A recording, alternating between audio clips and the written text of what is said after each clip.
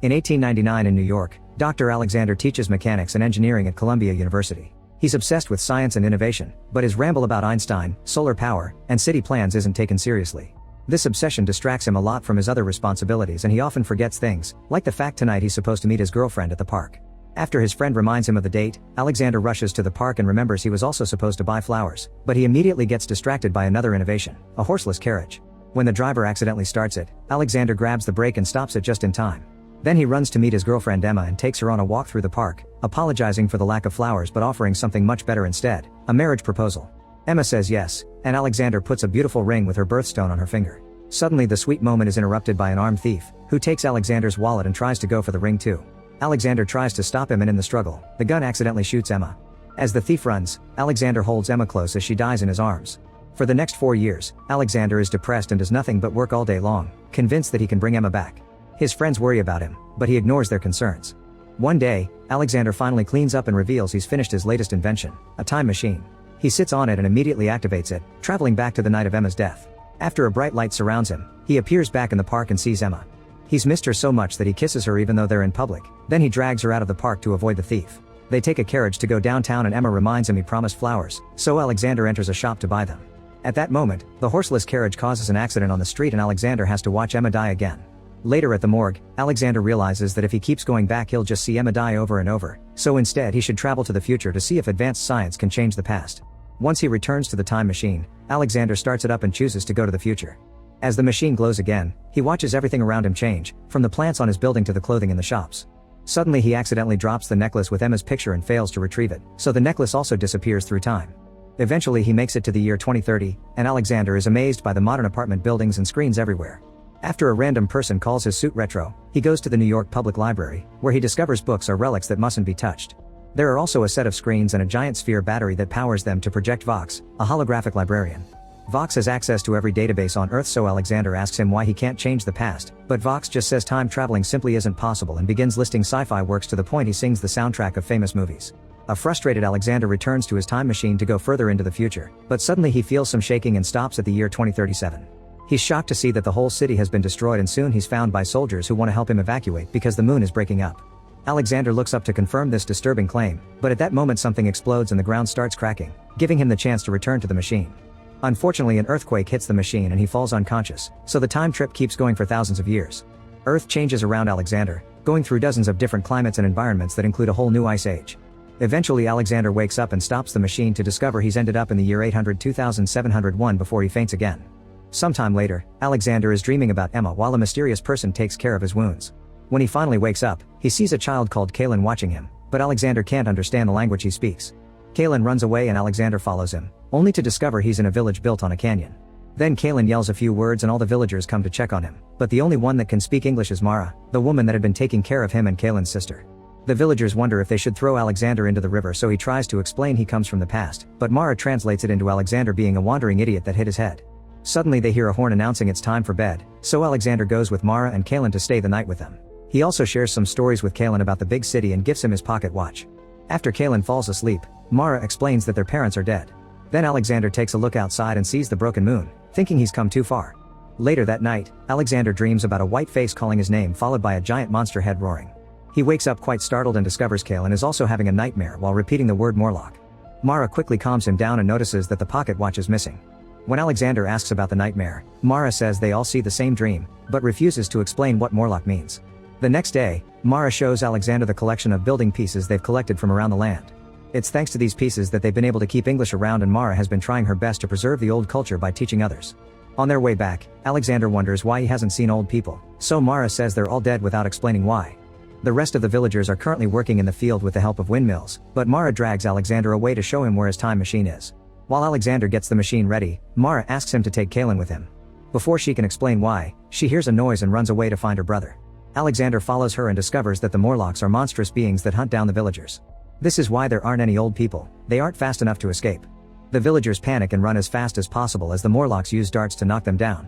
While Mara is looking for Kaylin, she gets hit by a dart too, and Alexander rushes to remove it, realizing it has a very smelly substance on it. The villagers try to make it to the river to escape on their boats, but the way is blocked when bigger Morlocks start coming out of the ground. As the people try to find a safe direction to run, these new Morlocks grab the villagers that were hit by the darts and tie them up to then take them away by sinking back into the ground. Suddenly Kalen yells for help because he's been hit too and a Morlock is coming for him. Mara wants to save him, but Alexander tells her to stay and he goes instead. He pushes the Morlock down just in time, and while Kalen runs, Alexander gets the creature with a tool, then starts running in the opposite direction. The Morlock chases after Alexander, and when it jumps, Alexander dodges it, which causes the monster to roll into the jungle. Then Alexander climbs one of the windmills, and when the Morlock comes back and grabs his legs, Alexander kicks it until it falls. However, the Morlock doesn't give up and quickly climbs the windmill until it reaches Alexander at the top, causing them to struggle against each other until they fall together to the ground. The Morlock grabs Alexander by the neck, ready to kill, but Kalen shows up and stops him with a torch. At that moment they hear Mara screaming, so the Morlock sinks back into the ground while Alexander and Kalen run back, only to discover Mara is being taken away. Alexander rushes to dig into the sand to find the hole to no avail. Upset and frustrated, he asks the villagers why they don't fight back, and one of them explains this is just how their world works, those who fight back are simply taken first. Then Alexander asks Kalen where people are taken, but the child answers they aren't supposed to talk about the place where the ghosts are. Later in the evening, Kalen sneaks out of the village to take Alexander to that place, which turns out to be an old underground cave. Alexander is shocked to discover these are the ruins of the New York Library, and while the books are crumbling into ashes, the battery is still intact. This allows Vox to appear again, and he even remembers Alexander. He explains that humans have evolved into two different species, the villagers that live above and the Morlocks that live underground. Vox once met a villager who managed to escape. Apparently this guy came from the jungle in the east, and Alexander only has to follow the breathing to find it. Kalen and Alexander immediately take off and follow the breathing sound through the jungle until they find the giant head from their dreams, which is supposed to keep people away.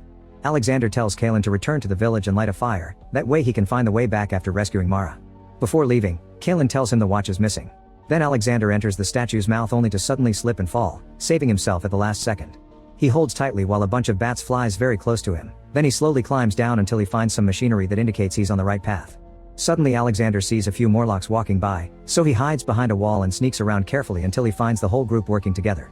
Alexander goes down an empty corridor and finds a pile of villager clothes that includes Mara's necklace, but he also sees a bunch of disturbing tools. As he walks back in shock, he accidentally falls into a pit filled with skeletons that confirm his suspicions. The Morlocks hunt the villagers for food.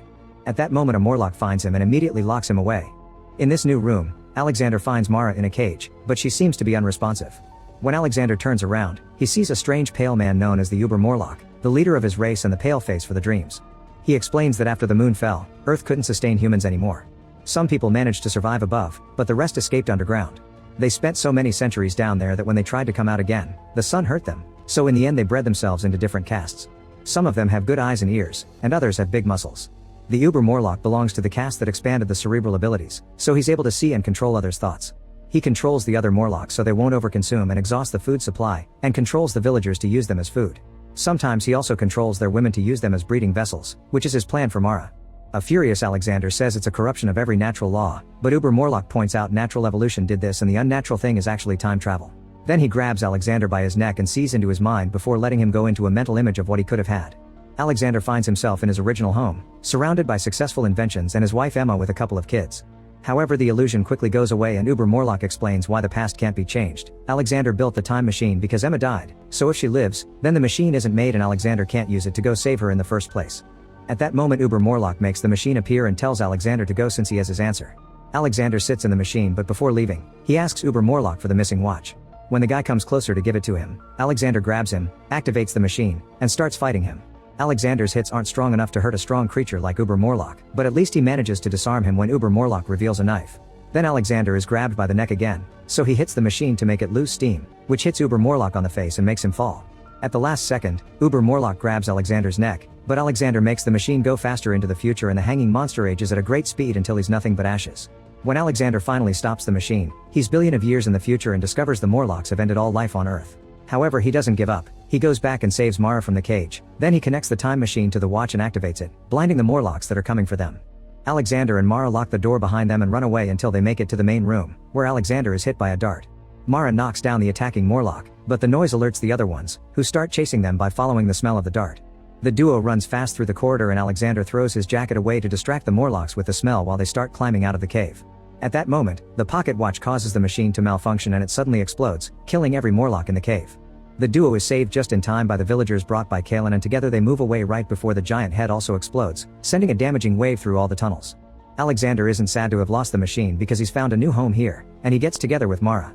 Sometime later, Alexander brings Vox out of the cave so he can educate the village kids, then he takes Mara and Kalen to see the spot where his house used to be. At the same time in the present, Alexander's friends are a bit worried that he's been missing for a week, but at the same time they're glad if it means he's finally found happiness.